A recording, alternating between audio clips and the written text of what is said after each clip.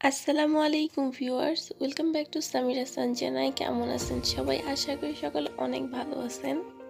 আবারও নতুন একটা রেসিপি নিয়ে আপনাদের মাঝে চলে আসলাম। আজ আমি আপনাদেরকে তৈরি করে দেখাবো বার্গার সস।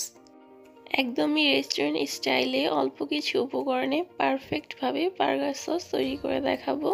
তো চলুন কথা না বাড়িয়ে রেসিপিটি শুরু করা যাক।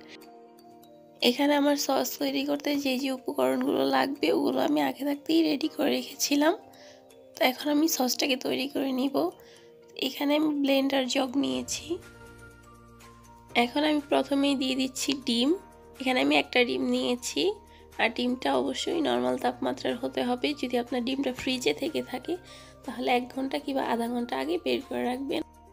আর এখানে আমি রসুন কুচি দিয়ে দিয়েছি। এখানে আমি ছোট সাইজের পুরো একটা রসুন নিয়েছি, আর দিয়ে দিলাম 2 টেবিল চামচ মাস্টার্ড সস।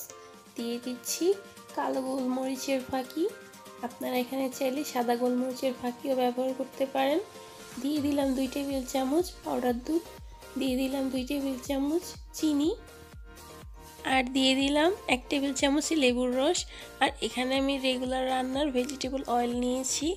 অয়েলটাকে আমি পুরোটা দিয়ে দিব না, এটাকে আমি একটু একটু করে দিয়ে সসটাকে ব্লেন্ড করে নেব। দেখুন আমি যেভাবে কাজটাকে করতেছি।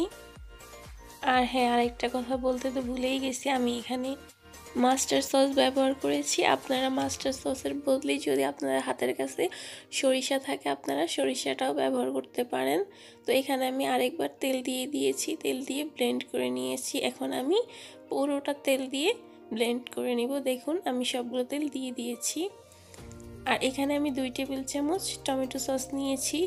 এখন সবশেষে আমি টমেটো সসটা দিয়ে দিব।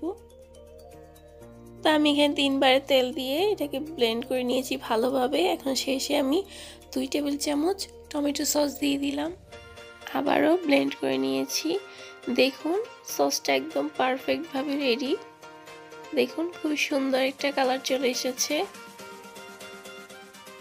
আর হ্যাঁ, আরেকটা কথা বলতে তো আমি ভুলেই গেছি, আপনারা চাইলে এখানে পাপরিকা পাউডারও ব্যবহার করতে পারেন। তা আমার হাতের কাছে ছিল না, তাই আমি ব্যবহার করতে পারিনি।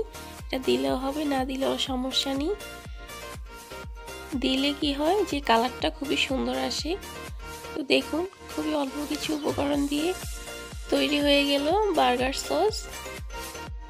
এই সসটাকে নর্মাল ফ্রিজে রেখে আপনারা 1 সপ্তাহের মতো সংরক্ষণ করতে পারেন। আশা করি আমার ভিডিওটি আপনাদের কাছে ভালো লেগেছে। যদি আমার ভিডিওটি আপনাদের কাছে ভালো লেগে থাকে তাহলে অবশ্যই আমার চ্যানেলটাকে সাবস্ক্রাইব করে ভিডিওতে একটা লাইক দিয়ে দিবেন, আর কমেন্ট করে জানাবেন আমার ভিডিওটি আপনাদের কাছে কেমন লেগেছে। তো আজ এই পর্যন্তই। সবাই ভালো থাকবেন, সুস্থ থাকবেন। আল্লাহ হাফেজ।